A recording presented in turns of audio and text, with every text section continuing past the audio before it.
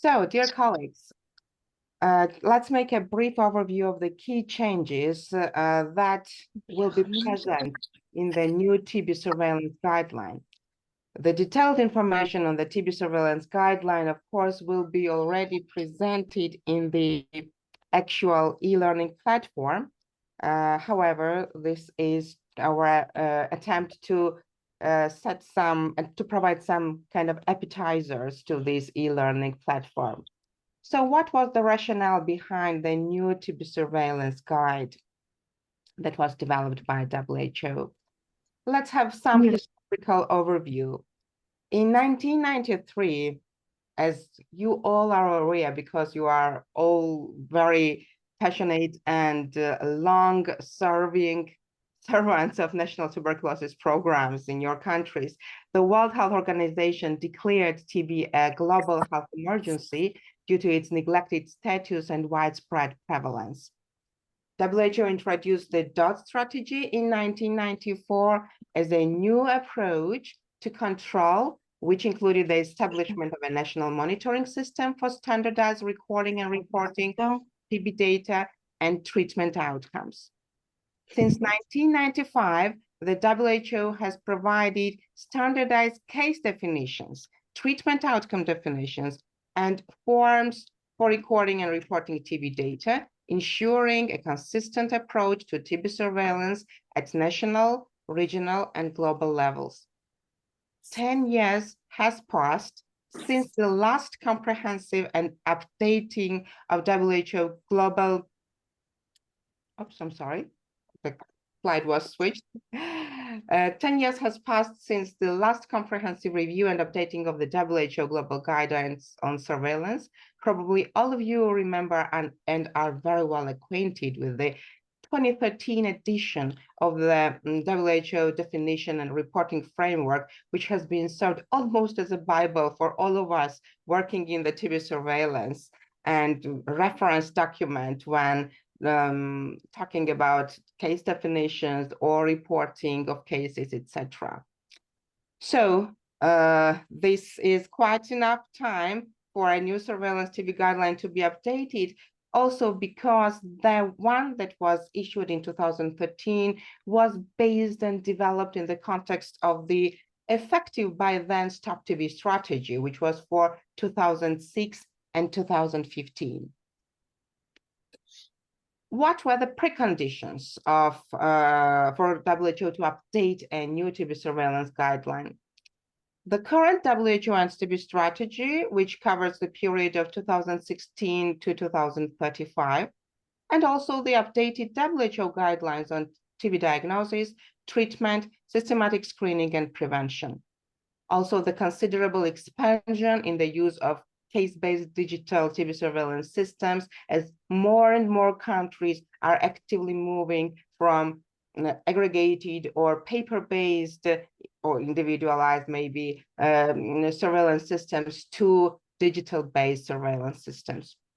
The updated WHO case definitions approached us for people with drug-resistant TB and definitions of treatment outcomes for people diagnosed with TB in 2020 when WHO held an expert consultation meeting in October and November.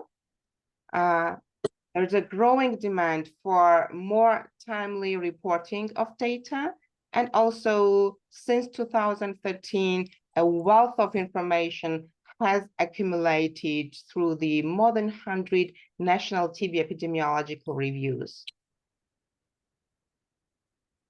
So what is the goal of the new TB surveillance guideline? The goal of the new TB surveillance guideline is to ensure the continued worldwide standardization of TB surveillance in the context of the recent and latest WHO TB strategy 2016 and 2035, the latest WHO guidelines on TB diagnosis, treatment, prevention, and to promote the use of digital case-based TB surveillance systems. So what is TB surveillance? And colleagues, I apologize, my slides are keeping to switch automatically. I don't know why. So I might need to return back to the previous slides. I'm not touching the pad, but it still moves forward. It has its own agenda. I apologize. So what is TB surveillance? It is the systematic and continuous collection, analysis, reporting, and use of data related to TB infection and disease in the population. Unlike the previous 2013 edition of the reporting framework, which only covered people, if you remember, with presumptive TB and people diagnosed with TB disease. This new edition now of TB surveillance already includes people with presumptive TB, people diagnosed with TB disease or TB infection, and also people at risk of TB disease or infection. These groups are followed and represented along the pathways of TB prevention and care, and the data items that need to be collected to calculate these indicators are widely introduced in a very detail.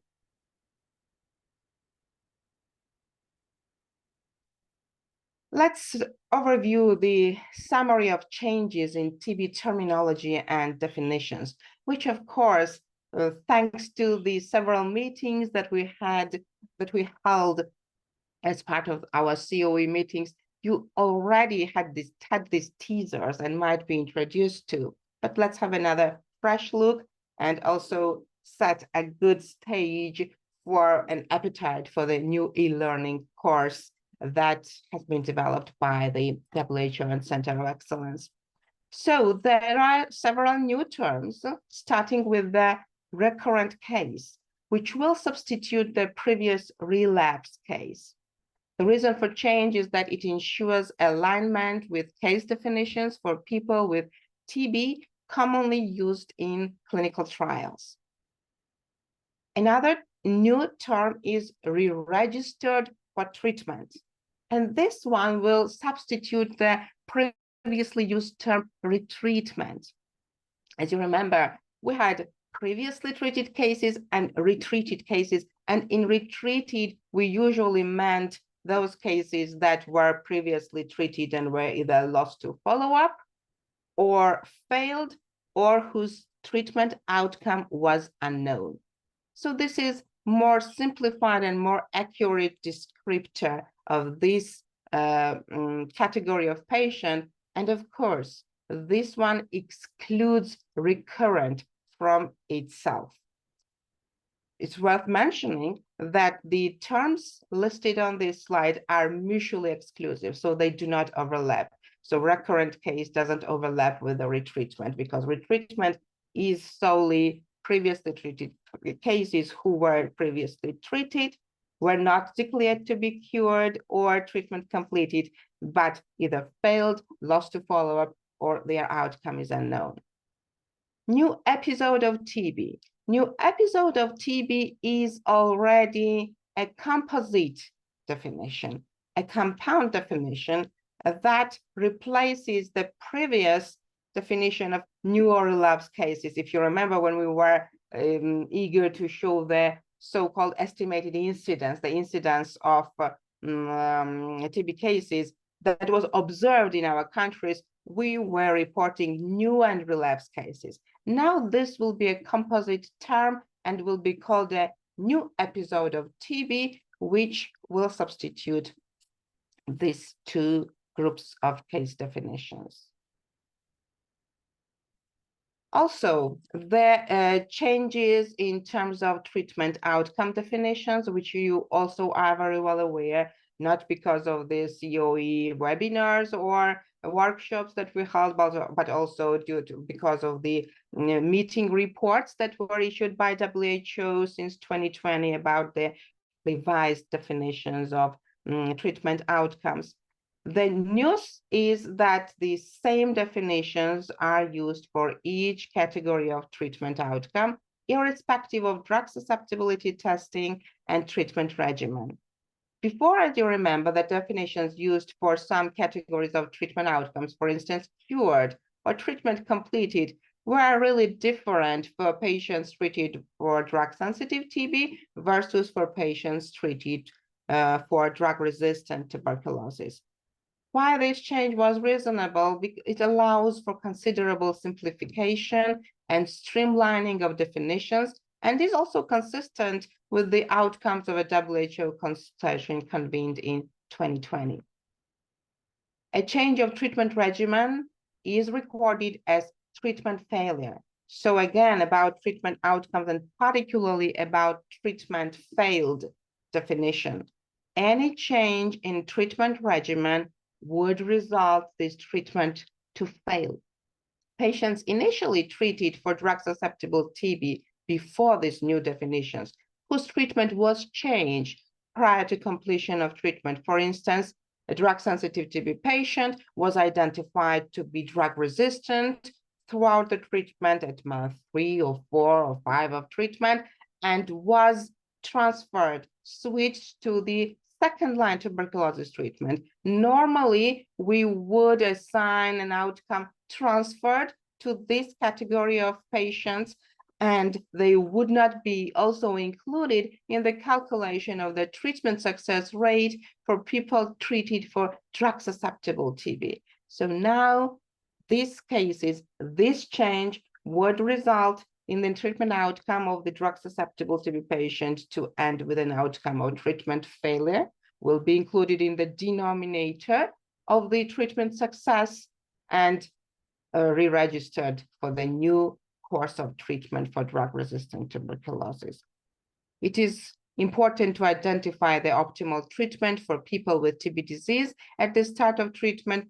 However, the change also ensures more accurate assessment of treatment outcomes. Now let's discuss in more details the TB case definitions. And again, you will have a lot more information in the e-learning course about definitions, about their use, etc. Again, we are providing some appetizers here. So on this slide, we see the mutually exclusive categories. So the news in this new classification of TB case definitions is that they are having mutually exclusive categories and compound categories. So mutually exclusives are new case, recurrent case, re-registered case, and case with a known previous treatment history. As it has already been discussed, and as you are very well aware, the definition of new case is a person with TB disease who has never been treated for TB or has only ever taken TB drugs for less than 1 month. Please pay attention to the fact that the definition of new case has not changed, and we are still having our beloved and old definitions of new TB case. A recurrent case, which before was called a relapse case. A recurrent case, by definition, is the same. A person with TB disease who has previously been treated for TB, was declared cured or treatment completed, or was treated successfully at the end of their most recent course of TB treatment, and is now diagnosed with a new episode of TB. So this would be the recurrent case now, instead of the relapse case that had the similar definition. A new term, re-registered case. Re-registered is a case with TB disease who has been notified previously as a TB case, meaning that that person was already registered in the TB surveillance system. Then, who started treatment and took TB drugs for at least 1 month, but who was not declared cured or treatment completed and is now being started on a new course of TB treatment. I know you are those who are very experienced now in TB surveillance and have smart and very trained eye. You will depict several changes in this definition. This definition now excludes all the controversies that we had about the mutual mutual non-inclusiveness about re-registered and new case. So re-registered case would be the person who was registered before, but who also started treatment. So this would not be those treatment lost to follow-up cases who were lost to follow-up before starting of treatment. Such cases wouldn't be defined as re-registered case. They still will be a new case as it was before. So this definition already very clearly provides this opportunity. Or re-registered will not be, so re-registered will only be the case who has previously been notified and started treatment. But the treatment duration also was at least 1 month. So a person who even started treatment and was lost to follow-up after a week or 2 of treatment. Again, that person once re-registered or once appearing back into our surveillance system will not be registered as a re-registered case, but still will be registered as a new case, because a new case is a person who has never been treated or been treated, but for less than 1 month. And the case with a known previous treatment history is a person with TB disease who has no documented history of TB treatment. So it's not clear, it's not new, it's not clear to totally exclude that this person hasn't been treated. His history is unknown, but also we don't have information about the treatment history. The compound terms that I mentioned, there are as follows: new episode and previously treated case. So new episode is a person with TB disease who is either a new or recurrent case. So this is previous new or relapse cases, right? Now they are new or recurrent case, but we call them new episode of TB. So this is new or recurrent case or has unknown previous TB treatment history. So new or recurrent case or someone with a known previous TB treatment history, the sum of these 3 case definitions would make a new episode of TB. Basically speaking, this is any case apart from a re-registered case, right? Because from the previous slide where we introduced the 4 definitions, new, recurrent, re-registered, and a case with a known previous treatment history, 3 of them are compounded in the new episode definition.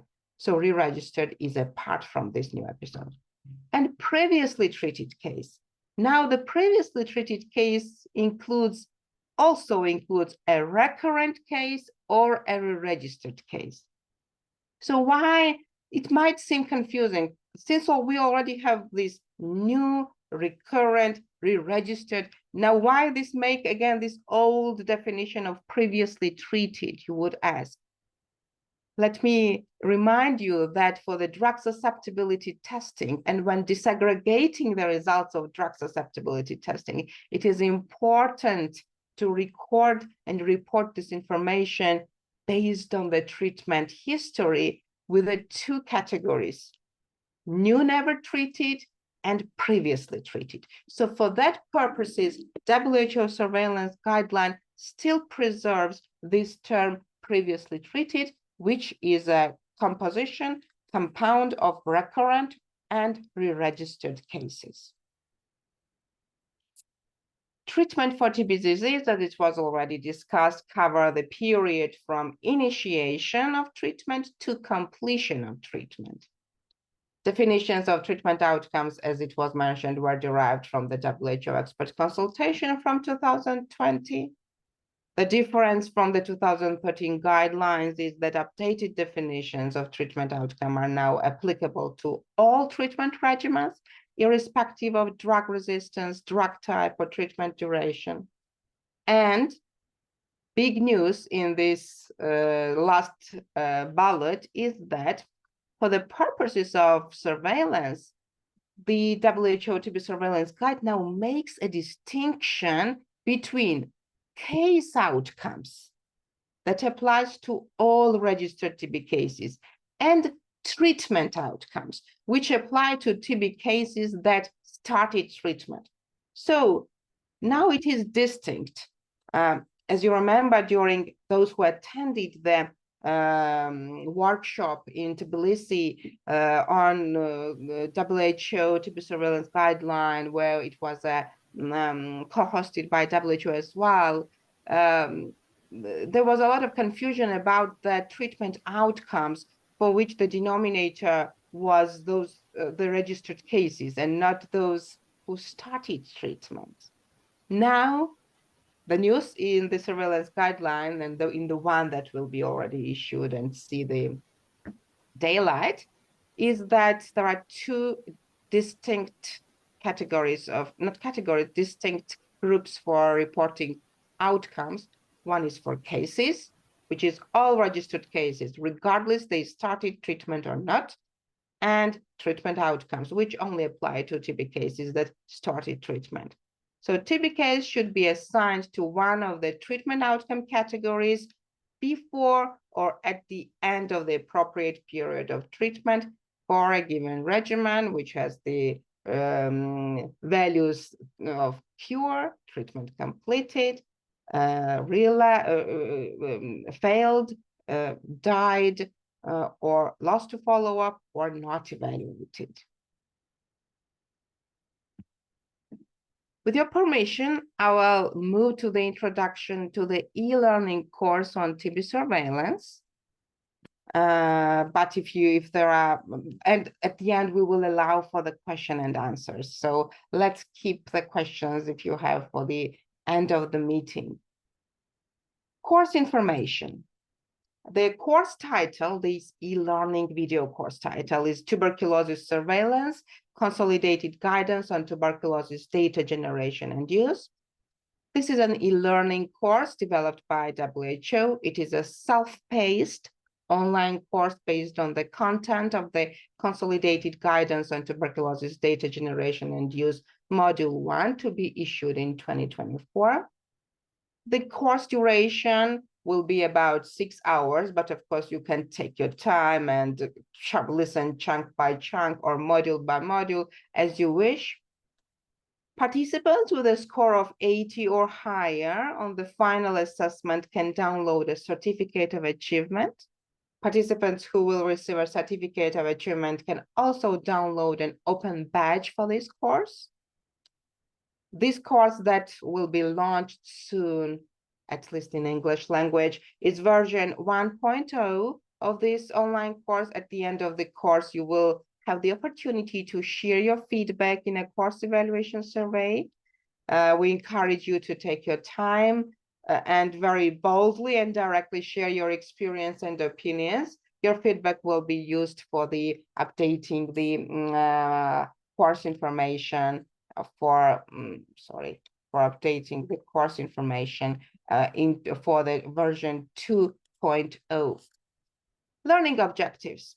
Learning objectives is overall to ensure that the participants and users of this e-learning course understand the overall purpose of TB surveillance. They are able to describe the terms and definitions that relate to the pathway of care for people with TB disease or infection and their contacts, and the terms related to data and its flow through the health system, including the main changes in terminology introduced in this guidance relative to 2013 edition of the Recording and Reporting Framework. Define and explain a core set of TB surveillance indicators to report and use according to the 3 levels of frequency: weekly, monthly, quarterly, and annually. Define the variables for which data need to be collected so that the core indicators can be calculated. Understand the main advantages of case-based digital surveillance of TB and describe WHO products and tools that are available to support countries to establish, sustain, and strengthen their surveillance systems. Describe and use recommended set of routine quality assurance processes and procedures that should be implemented to ensure that surveillance data are of high quality. Identify solutions to some commonly encountered problems in routine TB surveillance. And also you will have an opportunity to master the reporting of diagnosis, start of treatment, and treatment outcomes using different case scenarios and the reporting templates. Target audience. This e-learning course has been constructed in a way that it will be applicable and friendly to use for everyone involved, or just landing in the collection, management, reporting, analysis, and use of TB surveillance data. The course outline. The course outline is presented on these two slides. These are quite busy, but let me walk you through these chapters and modules. So the module 1 will be introduction to the TB surveillance system. We'll describe the purpose, principles, and scope of the TB surveillance.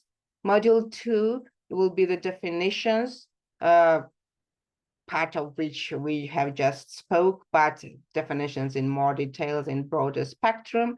This module will look at terms related to people with or at risk for TB disease or TB infection and their contact. So this is news for the definitions that we haven't even covered today. Definitions about TB contact or TB infection hasn't been included in the previous 2013 edition of the surveillance guide.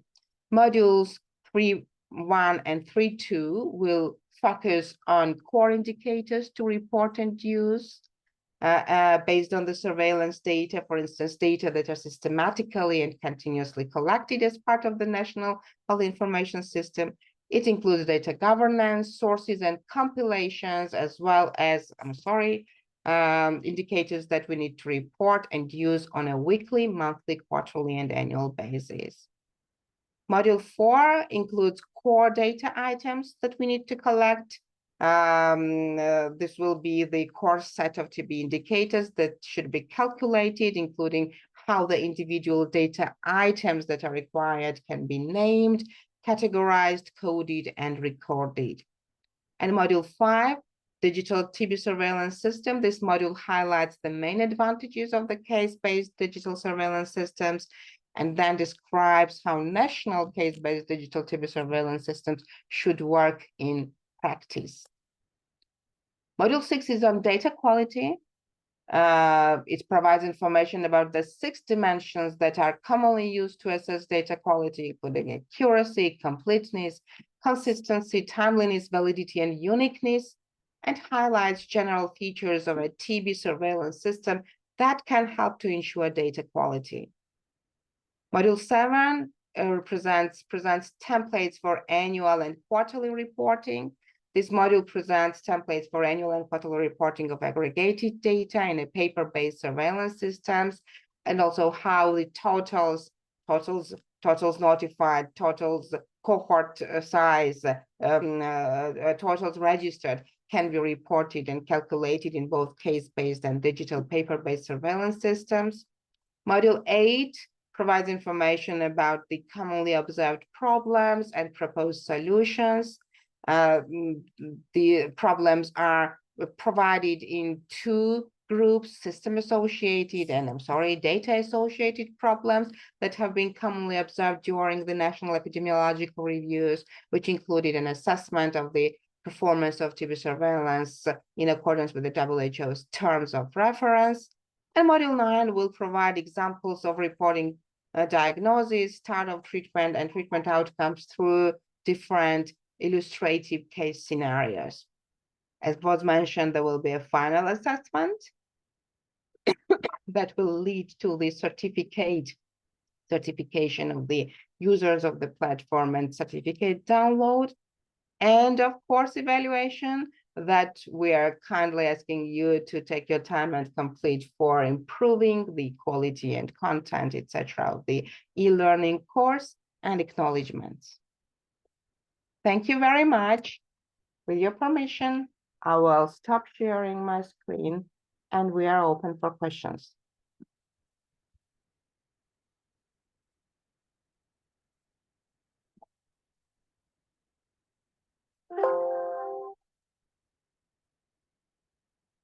I see Hakov has raised his hand. Please, Hakov, go ahead with your question. Okay, thank you for presentation. I have a question related to the outcomes of the treatment courses which lasted less than 1 month.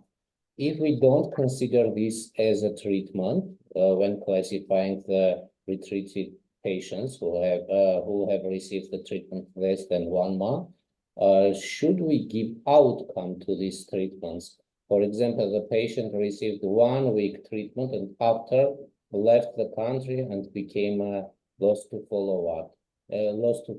We classify these patients as a lost to follow up. But if it is not treatment, why to classify this treatment outcome? Thank you very much, Jakob, for your very good questions, as always. There is no other reason why we shouldn't assign a treatment outcome. So treatment outcome should definitely be assigned to not just now even those people who have been registered for treatment, but as it was mentioned, there's a news case outcome.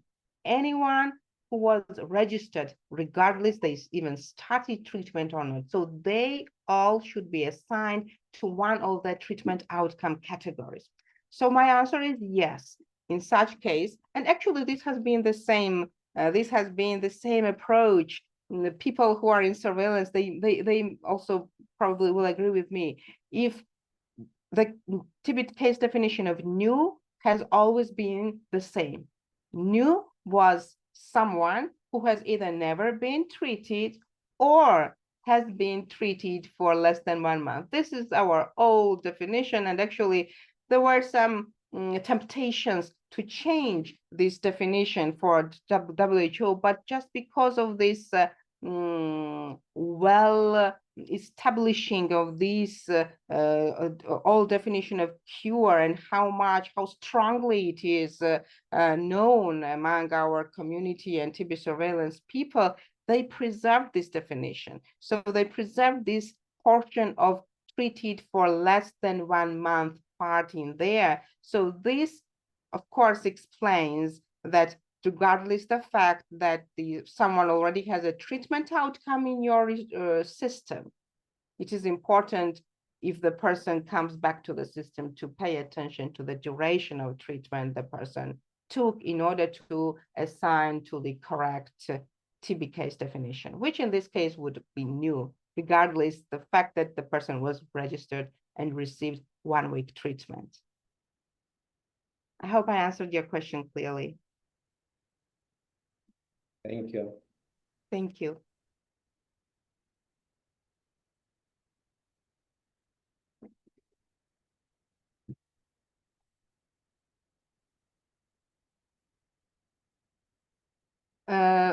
Dear colleagues, can you help me? I'm asking my COE colleagues, maybe there is a hand raised and I don't see, or if there are questions in the chat, maybe.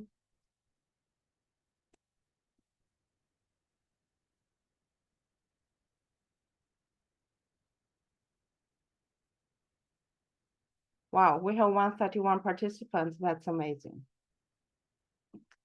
Dear Naira, please go ahead with your question. You are muted, Naira. Hello, everyone. Thank you, Nino, for your presentation. I just wanted to ask about this e-learning course. Where is it available and how we can take it? So I will also ask my colleagues to intervene and jump in by answering these questions. The e-learning course is not yet available. It is now subject of final authorization from WHO once it will be in English language at least. And we plan that probably within a month period, it should be available on the platform on YouTube, which will be free of charge. Nothing needs to be paid, and will be available for free visualization. I will ask Sandro to provide more details on this part of the e-learning course. Go ahead, Sandro. Hi, everyone, and kudos, Nina, for a great presentation. So yes, the approach here is to have the course as accessible as possible without any necessary restrictions for registration or sign up. So that means that the course, the content itself will be most probably available via YouTube, meaning that it will provide automatic captions, will allow you guys to have the background play and even listen into the course while you are commuting. But the videos itself and the additional content like the reference documentation, additional captions and informations, it is planned that this will become available on the Center of Excellence's virtual knowledge base. That is something that will be published very soon. But I won't steal your time speaking about the purpose of this knowledge base, but rest assured, everyone on this call, I think, and for sure beyond, will be updated once the course is published. Thank you very much. Thank you, Sandro. Nino, I also had one more question. Should we report with these new definitions? When should we report using this new guideline? I mean, annual reporting. Very good question. As far as I'm informed, it can't be requested until the actual TB surveillance guide is out. So I doubt it would be for 2023 reporting, but I think in best scenario, the 2024 data should be reported. It's not yet decided. It's not yet set out very clearly which reporting frameworks countries should use, for instance, this year when we are reporting on 2023 data.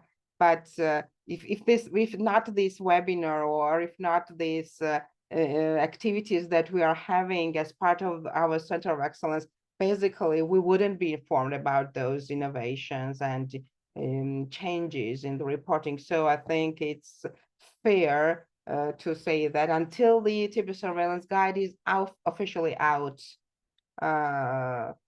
depending on the time when it will be out, based on this, in the realistic scenario, it will be requested from countries to report for the respective year. Okay, thank you. Thank you.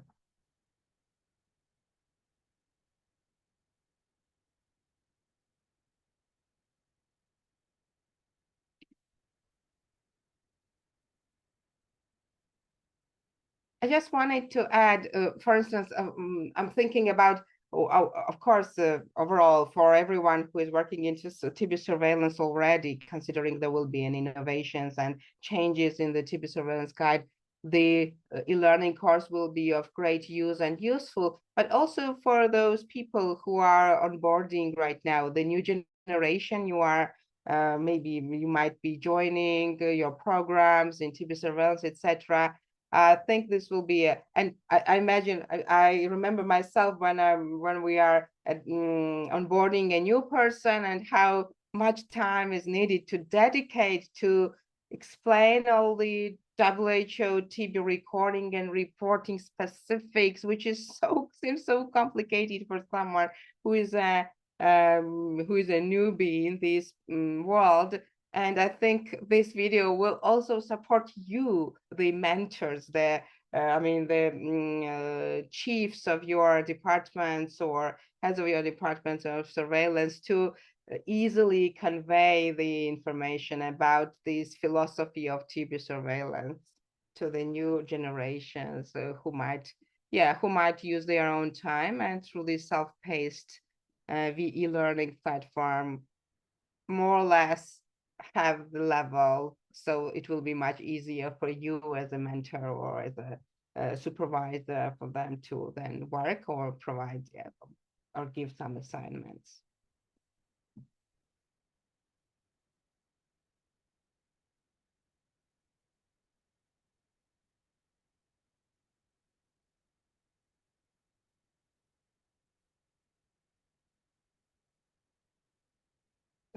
I want to add some more information about the people who are still, we are still working, we are recording videos so far, are very actively involved in this process, starting from Sandro, who is our technical guru. He's actually providing the all technical support to make this platform up and running as soon as possible. I want to acknowledge Maka Danelia for her great work. I want to acknowledge Irakli Gabisonia, Natalia Damashvili, Irma, all the people who are involved actively in the development. So we are still, I mean, we are not at the final stage yet. The materials are developed, but the recording does take place. It does take time. So maybe Maka or Irakli, you also want to say a word about your experience of working on this e-learning course.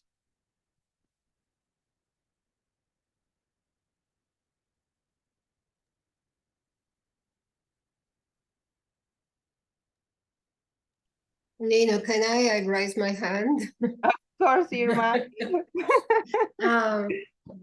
Yeah, so that's just to briefly to intervene here. So as Nina described, and I'm sure that you understand, all of you have a great understanding how the complex this issue is.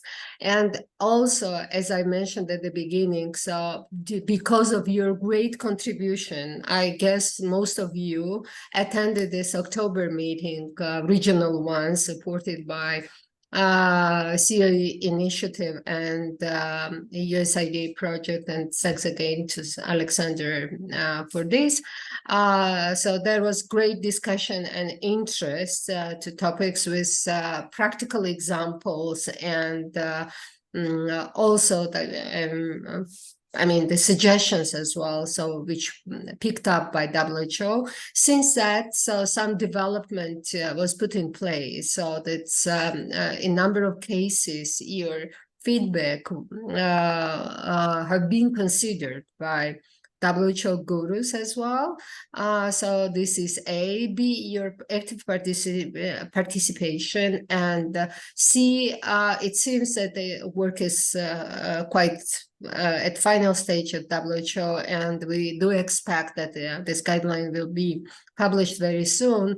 So that was collective effort and decision made by people listed here, plus with our partner support. And first of all, this is COE and WHO. We thought that that will be very practical to have this course. Hopefully we will manage to do it in both languages. So English one is finalized from our end, and it will be now looked by WHO. And the Russian version will follow. So that will be very useful for all of you, and even, not even, but for us as well, because I mean, not just these few people working on this, they really are involved in this huge work, but it's countrywide epidemiologists, TB doctors, and in some cases and settings, primary healthcare doctors who can benefit from this learning course. So it will provide all updates and provides all updates. And also, as son Alexander mentioned, so these resources will be also easily available. So that's the whole idea behind this work, to make it available. And whenever, I'm pretty sure, and I hope, that whenever WHO will publish this guideline, this course will be also ready to be online, and we will update you time by time, sending messages probably. So when time comes and it's already released, and I do hope that you will have great experience also using and utilizing these resources available online. So that whole sense why we really put effort to this work. And if you have if you think also that that will be useful and helpful for you, so that's, I'm sure that can be used and help all of you really quickly square about this all new stuff and quickly disseminate needed information through your networks. So that's all what I wanted to say right now. Over, Nina. Thank you very much, Irma. Dear colleagues, you can share your ideas, your wishes also. Well, I don't know how much will be very good set in terms of time to accommodate some very extraordinary wishes of yours about the learning platform, but it would be nice to hear what would be your what are your expectations before you have seen the platform. Maybe it already is accommodated, or if not, we will take it into consideration for version 2.0.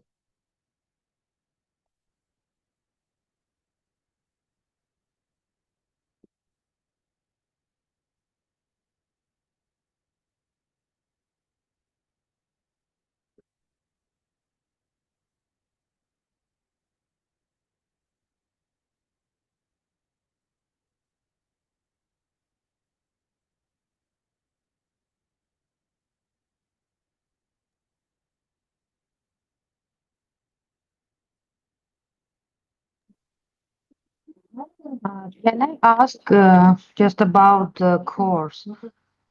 Will it have the opportunity to discuss with other participants or to ask questions, or it just the videos and recordings that we need to listen? It's a very good question, and maybe as it is planned for now, this as we said, this is self-paced e-learning course, so there is no chat or group discussion options assigned to this, but I think this is subject of a technical solution. Let me again hand over to Sandro. Maybe he has some plans in this regard as well. Yeah, thanks, Nina, and thanks for great questions. So actually, there are virtually unlimited opportunities for interaction for this course, but as a first milestone, as Nina rightly mentioned, it will be publishing the course content itself. The next step would be possibility of incorporating this into the knowledge base of Melvin, TB-DIAH, and COE's AI-powered chatbot. Like simply said, you will have a chance to ask questions and interact per each specific module. After this, I think there will be a possibility to open up the discussion board or just a Q&A blog where then COE will have possibility to filter the most frequently asked questions and take this to the next level, either incorporating this to the next update of the course or even scheduling another round of webinar where there will be an opportunity to discuss specific questions or most pressing needs. And I believe there will be some questions as long as you will get closer to the reporting period where those changes will apply. But the first step again is publishing the course, possibly very soon with the ability to interact with the course, meaning with each particular module of the course, and after this, we're in parallel, possibly opening up the discussion board for that. Thank you. Thank you, Sandro. However, that considering we are using the YouTube platform, which has an option for providing comments and commenting if you are signed in with your YouTube account.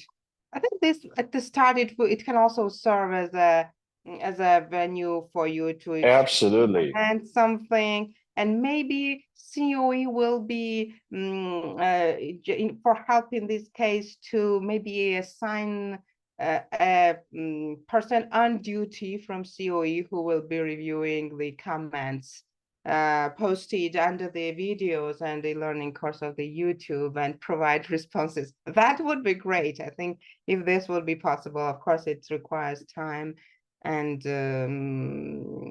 kind will of us and of people at COE. But this, I think at least, I think even if someone from COE doesn't respond, you will have a venue. Everyone can, so HACCP can respond, or other colleagues can respond from other countries who are also viewing these videos. And yeah, I think because it's an open source, it's YouTube, we can use all the features that YouTube provide. Yeah. Just a quick remark here also about the opportunity of using the virtual communities like the one that we had for the October conference, meaning that there is a dedicated section related to reporting and indicators. So this will be another opportunity to raise up the questions and first discuss this with your fellow colleagues. So I think more is yet to come. And there will be, as I said, virtually unlimited opportunities for the interaction. But first, I can't wait to see the course published. And thank you everyone for your hard work, for being working on development of the course, and also for your interest, meaning participants. Very delighted to see that amount of participants joining online. And greetings to all the colleagues out there. Thank you. Thank you.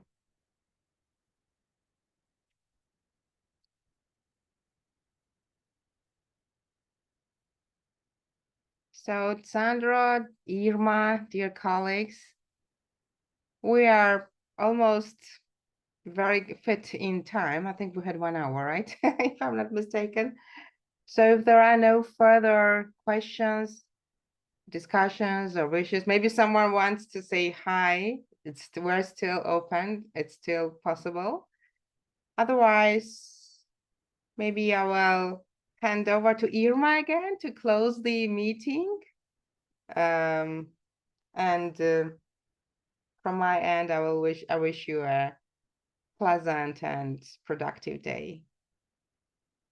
Thank you, Nino. It's not really, I mean, having this privilege to really open and close, but that's my pleasure again to really host this meeting together with you today, to our dear participants. And so I think we communicated our plans, where we are right now, what would be opportunity, and we will keep our colleagues informed, and hopefully this all effort will be successful, and also will contribute to the great improvement of TB surveillance in our region in general. And with all options you have just described together with Alexander, so we will learn from each other, giving opportunity to our colleagues as well from all countries to reply to a number of challenging issues or questions or whatsoever.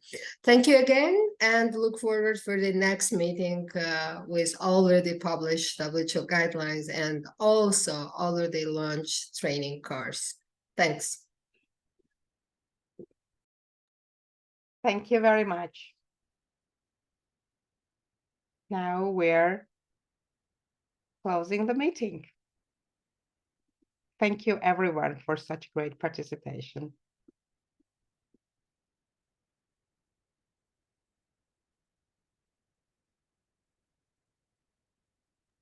Thank you very much for great webinar. Have a nice day. You too, HACCP. Have a nice day.